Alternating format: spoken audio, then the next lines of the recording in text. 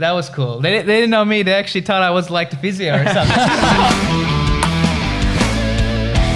All right, guys, welcome back to another TCD podcast. We're here with USA Superstar Kanak Jha, obviously playing for Jaipor Patriots here in UTT Season 6. How was the experience out here?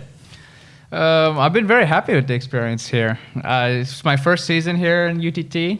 I've thought about it in the past to come, but somehow it's never worked out scheduling-wise.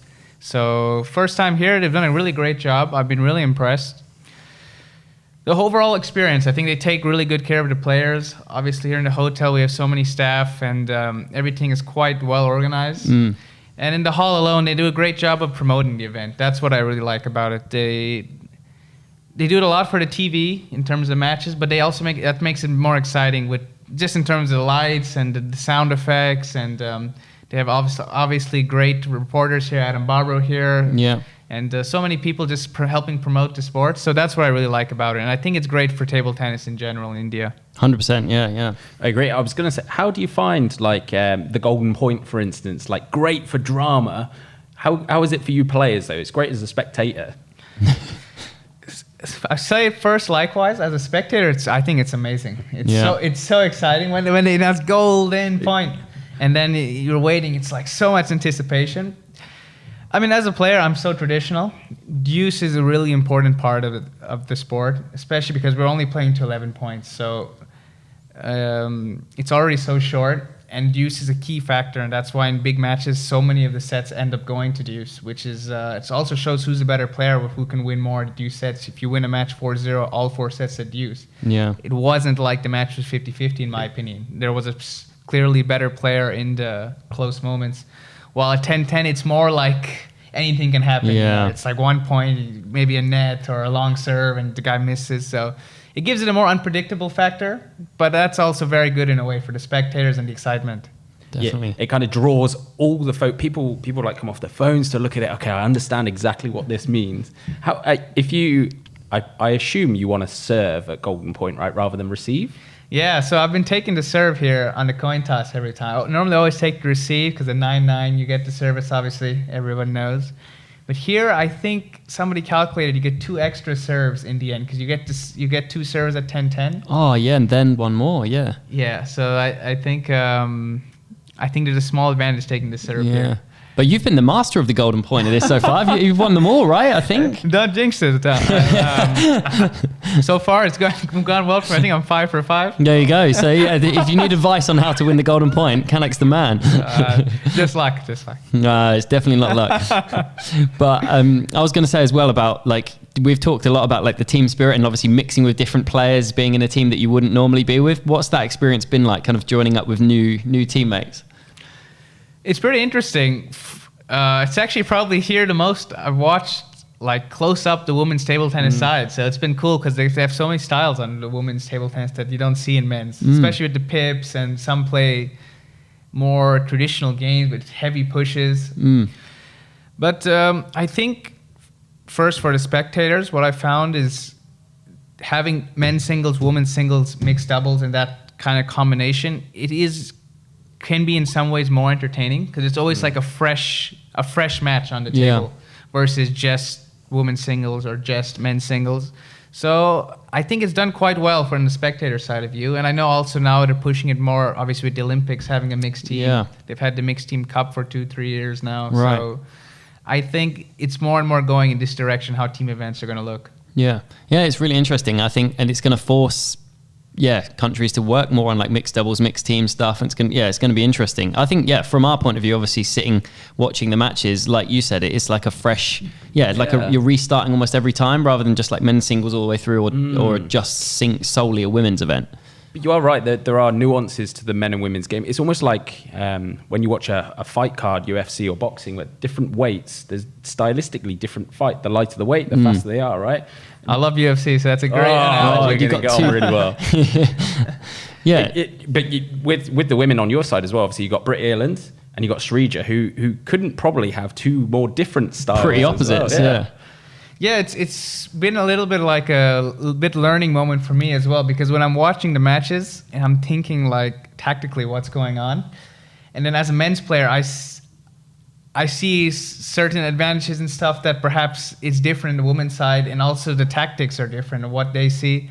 So it's cool in a way. And then obviously having Britt and Shrija on the team first, they played great this season. They have such different styles. Britt, I think I would classify her more like a spinny sort of player. Using a lot of spin, and maybe sometimes also more from mid distance. Shrija has a very aggressive forehand, and she's twiddling a lot using the long pips, which is really impressive what she's doing. And even yesterday had a fantastic match with Dia. Like, what a match that was. That was crazy. So it's fun to watch for me because it's just new styles that I don't really see. And something that we love as well is the kits. Every kit looks amazing. Even the tracksuits. Obviously, Jaipor Patriots in the pink, rocking the pink and looking great. Joe, I know what Joe's lining up here. He's been desperate the whole week. He's been like, I love the kits. I'm gonna ask Kanak for a shirt. I can see I was building up to that. He's building up to it. Picture. I'm a medium. I'm as well. What do you know? Come on.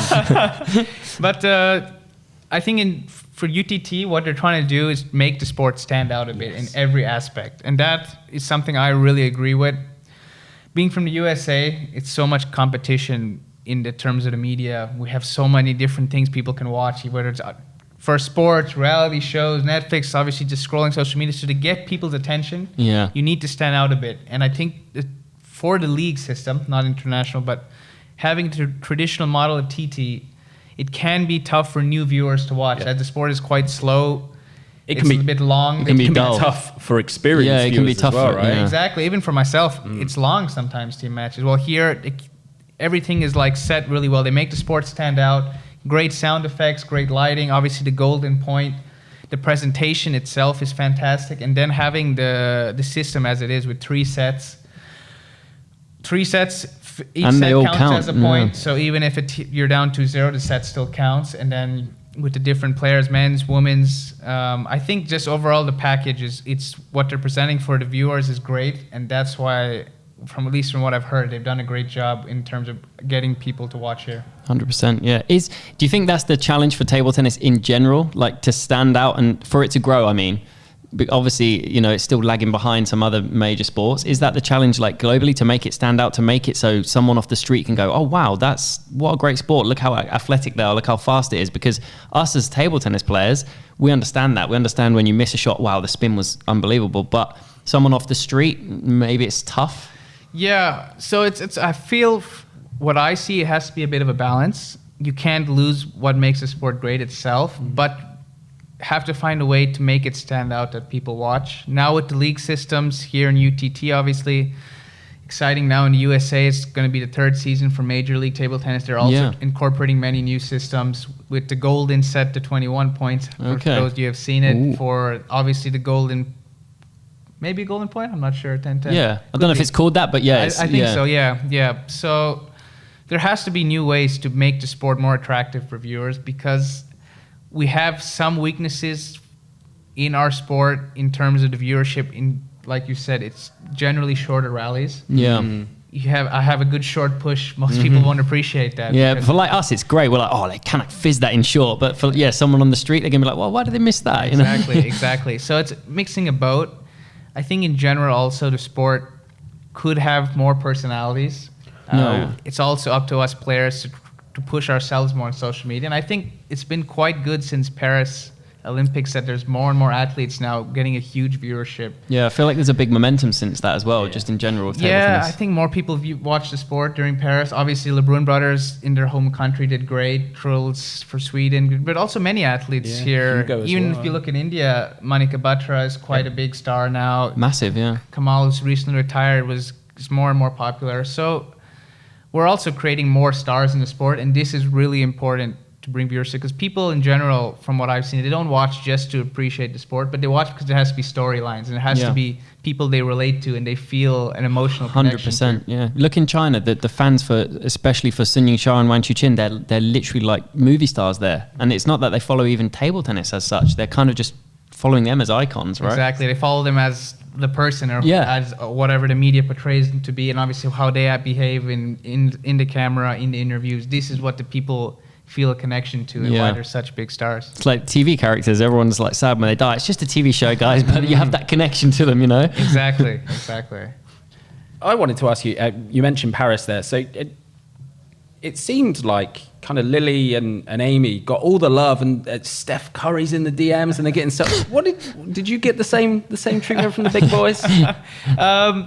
So they actually met the NBA stars in the opening ceremony. That's normally the best time you can meet them because they don't stay in the village and they're anyway such big stars globally that you don't see them. So I think from how it started, I wasn't there as Anthony Edwards. He told Lily that he could beat her in a ping pong match.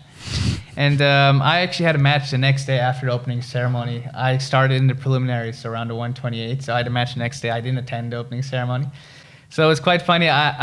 They came to the arena as well to watch one day. I wasn't there. Yeah. And I think Lily and Bruno, I think that was. They had a big match. I think it was Anthony Edwards there was going nuts. Really? It's great. Yeah, it could awesome. Be. But actually at the end of the table tennis event, we went to see them train. We sat actually courtside. I'm not the biggest basketball fan, but it was still very cool to see them live. And some of them, they even knew a few of the TT players, like they knew the LeBrun brothers, They knew some of the Chinese players. That was cool. They didn't know me. They actually thought I was like the physio or something. but still, it was cool, and it was good for the sport as well that they got into table tennis a bit. We need way more crossovers. One of the most viral videos in England for table tennis wasn't anyone from table tennis playing. It was Mo Salah and Virgil van Dijk just having a really football players. Yeah. We need way more crossovers into that. Yeah, space. we do. One of the advantages of our sport is I feel most people, 99% I would go as far as saying when they play the sport, even for the first time, they instantly love it. And it's quite easy because our sport on a recreational level, it's easy to play. You don't need so much. You need a table, you need the balls. A lot of celebrities are always on the road. It's easy to bring a table tennis table with them. And that's why I feel in the US now, at least, there's quite a few celebrities you see that they enjoy playing ping pong, and they even say publicly that they love the sport. So you definitely need more crossovers to bring their following into the sport. Dan always says, I'm not sure if it's a rumor, if it's been confirmed, but that Justin Bieber has a T-Mobile ALC that he plays with. It could be. I think they showed. Somebody sent me recently on Instagram. Andrew Garfield, right? Spider-Man. Yeah. Spider-Man. He had a T-Mobile. There's a clip of him speaking because they ask him, what's one item you desperately have to have if you're on a desert island? And he goes, my ping pong racket. Really? Yeah, and he's like, yeah, my T-Mobile blade. And he gets out and he's like showing them like the T-Mobile ALC. Yeah, no, it's crazy, yeah. And he's like, yeah, ping pong, it's never just a game. It's always a serious match. And he's like, yeah, no, it's great. It's awesome. Yeah, that's great. And I recently, one time as well, I played with Nick Jonas. He's obviously a huge star. I gave him as well a T-Mobile racket, so I hope he's using it. Yeah, he better be. And I think I've seen at Ping Pod Hugh Jackman playing as well, a couple clips of him. Yeah, so Ping Pod in general, what they are, for people who don't know, we're obviously both a part of it now, but they create the autonomous pods, so kind of mini rooms where you can play the sport, generally in big cities, especially in the East Coast of the United States. And they've kind of already shown the model of what I've said, that people in general just love playing. Yeah. Ping Pod, because they make sports so accessible for the local people. A lot of people come in for the first time, including celebrities. Yeah. And they instantly love it. And then that brings them to follow the sport more. They love it. They play more. They want to see who the top players are. And it's just great for the sport in general. So bringing people to play the sport is a really big factor in making it more popular as well. 100%. They're very similar to UTT, actually, where they've almost taken this kind of high-tech view of table tennis, this old sport where, blues and reds everywhere. And actually, let's have bright colours, let's have pink everywhere, let's have flashing neon lights that go off and really bring it into the 21st century, which, UTT have been just fantastic at. Exactly. It's all about standing out, and it's all about streamlining the experience, because people today, their attentions are so short, and they get distracted quickly. Yeah. Even myself as a professional, when I'm watching TT, and it's taking 15 seconds between each point. Nothing wrong with it, because I take even longer. But it can get boring quickly for people. So to streamline the sport like UTT has done here, to make it flashy, exciting, this is all things that will just bring in more viewers. If you had control of the transfer budget for next season, what one player are you bringing into UTT to play alongside or against? So would I be able to pick from the current crop of players here, or just anybody? Anyone ever. Anyone ever? It's a tough one. So I actually think it depends a lot on most of the foreign players who end up coming here, we're generally pretty strong, and it's tough to say who will participate better just because with 3 sets, it's tough to know in the beginning. Some players have really shined here, but I think a lot of importance goes to the Indian players because they can make a huge difference in the team. To be honest, I would pick Sri Jackal in my current team. Wow. She's so good. I mean, I think she's won every match so undefeated. far. She's undefeated. Yeah. So that moment, we can flash it on the screen. 10-9 last night in the deciding set against Dia. She serves and just auto pivots and and she's only little as well, and she just unleashes this thing. It was unbelievable. Yeah, my first thought was like, whoa, where did that power come from? I like flew on my feet. I was most excited I've been watching. Being part of a team match in quite some time was truly awesome. Yeah. I think Tom got some good footage as well of like down. I was down courtside, like watching the bench, like trying to catch the winning moment. Yeah. It's like catching this really tense moment on court, but then it goes to you, and there's you and Jeet who are like can't look. On the other side, there's Safian and like Isaac are like hand. Yeah, stressed. So good. Drama. But that's what we want. Yeah, that's good for table tennis, right? Those drama moments, that energy from the bench, from the crowd. That's what it's all about, right? Those moments. Can I ask you as well about your own game? You got a very signature high toss serve. What's the deal with that? Why not just throw it 10 inches? What is there like an advantage? No, I mean, when I was really young, I started off mostly with the tomahawk serve. Oh wow, interesting. Yeah, I don't know why. Maybe because I watched Kenta, but I think Yeah. I was just so short that for me it worked perfectly. Yeah. I was already low. You don't need to go low. But one of my first coaches, his name is Li Zhenxi. He's from China, and he's actually a 4-time world champion. Wow. The first ever inaugural World Cup he won as well. So he's a pretty big legend in the sport, just a bit older. And he was known for his high toss serve. He was a pen holder.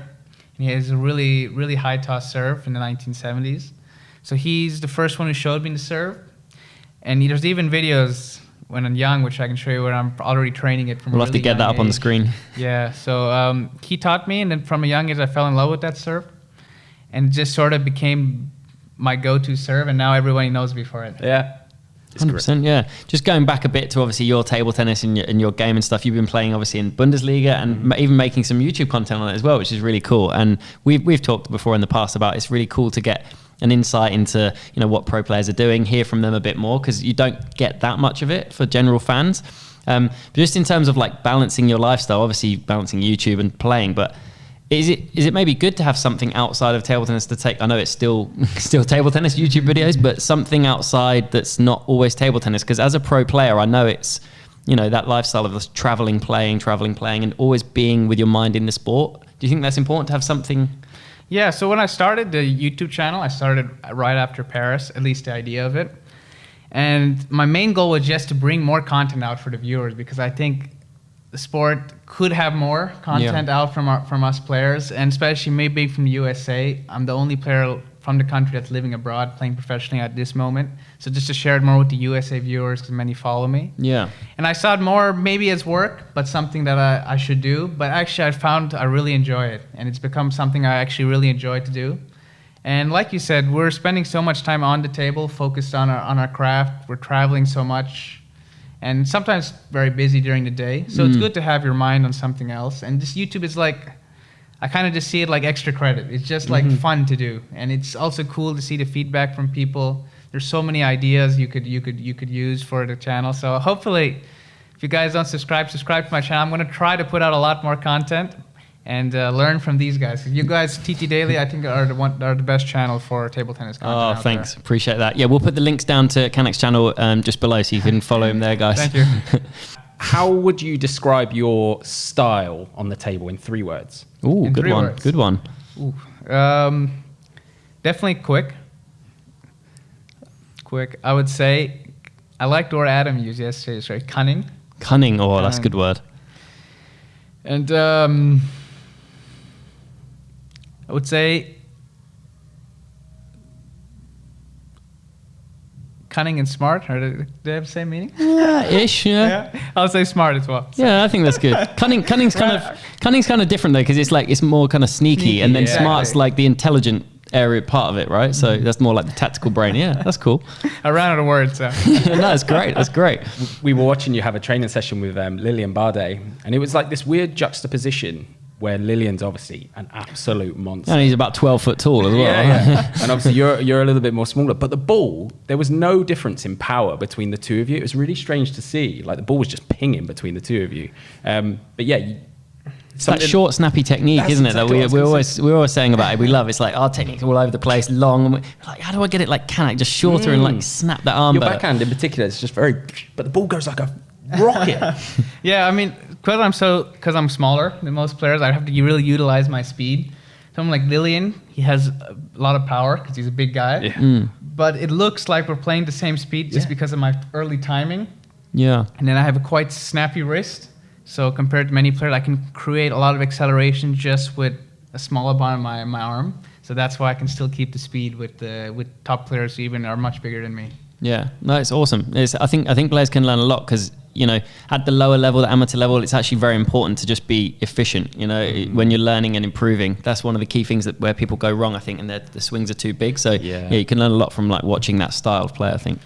Yeah, one thing I found that fans like about watching me is perhaps I'm not as flashy as many of the other top players. If you look at somebody, or anyone actually in the top 20, forget Chinese, they're a different level. breed. Even Ugo, Trolls, Felix, Harimoto, whoever, when you watch them play, and I'm not saying I'm their level, but they're obviously higher, but when you watch them play, they almost seem like superhuman, which is incredible to watch because they're doing things that almost nobody else on the planet can do. But it can also be in some ways hard for normal fans to relate with because normal people can't hit a chop from 50 feet away or hit a backhand full power parallel. Well, when they watch me, perhaps I'm not as flashy. I'm more the basics, the foundation, and creating it into a style that can work in the top level. But it shows it's still effective at the highest level. You know? Kind of like the fundamentals. Yeah, so that's why people like to maybe follow that more. And 100% agree. Yeah, there's a lot of points where you like engage in a top rally and almost you hold the table in a shorter technique. They step off big technique and you just counter straight off the bounce off it with that. Take their time away. Yeah. And it wins you the point almost every single time. Yeah, I think nowadays it's pretty hard to win solely on power. Even the players who were traditionally more power players in the past, I think they've switched to also utilizing more of speed play. Nowadays, techniques are so advanced, players are getting physically also much stronger. It's very hard to just overpower a player, especially over an entire match of 5 to 7 sets. So you need to have other strengths as well. So a lot more speed play is now used in the modern high-level table tennis, and I think that's where I'm quite strong at. 100%. Well, look, Kanak, we know you're a busy man, and obviously you've got the final to prepare for tomorrow. So really appreciate you joining us here. Thank you so much for your time. And good luck, obviously, for the final. And we hope to see you again at another season of UTT. But we will catch you in Vegas very soon. Thank you, guys. It was my pleasure. Guys, don't forget to check out the UTT website for all the latest information and the YouTube channel for highlights. Obviously, subscribe to Kanak's channel. And don't forget to subscribe to TTD Cast. We'll have some more podcasts coming very soon. Cheers, guys.